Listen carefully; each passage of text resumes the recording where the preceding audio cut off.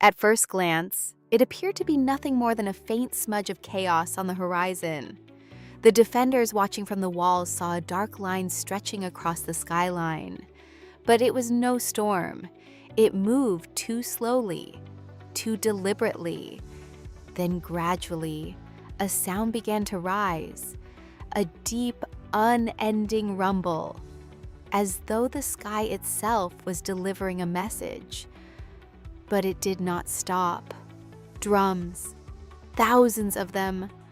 The earth itself was speaking and trembling with dread.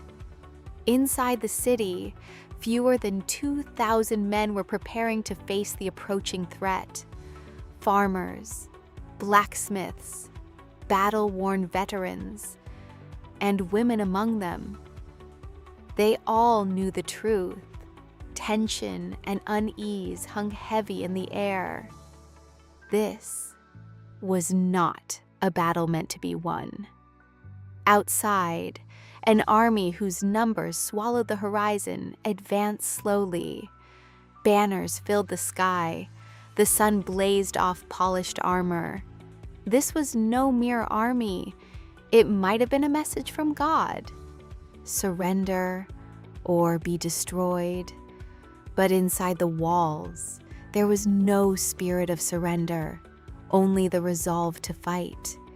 Instead, swords had been sharpened, gates reinforced, and they waited. The assault began before dawn. Arrows fell like rain. They buried themselves into walls, towers, rooftops.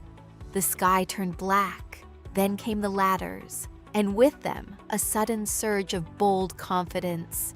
Wave after wave of soldiers began climbing the walls. The defenders met them with fire, stone, and steel. Every inch of ground became a battle. Every inch of ground came at a heavy price. Hours dissolved into chaos. Screams echoed through the streets. Buildings began to burn. The gates took blow after relentless blow. Sorrow and grief gripped the air. And yet, the line did not break, for they held on to something they believed in. The defenders were outnumbered beyond reason. For every one of them, dozens waited below. And still, no one wanted to give in. They did not retreat, because they were not fighting merely to survive. They were fighting to buy time, fighting to endure. Days passed. Sleep became a distant memory. Food grew scarce. The wounded filled every corner of the city. The enemy did not stop.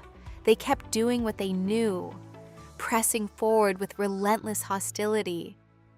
Each day, each wave came stronger.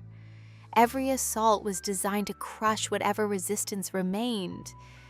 And yet it could not, because each time, it was met with conviction. The defenders stood firm. They argued that their cause was just, not because they believed they could win, but because they refused to be the ones who gave up. Something began to shift slowly. The attacking army began to hesitate. Could we actually lose this? What should have been a swift victory had become a nightmare. Casualties mounted. Morale collapsed.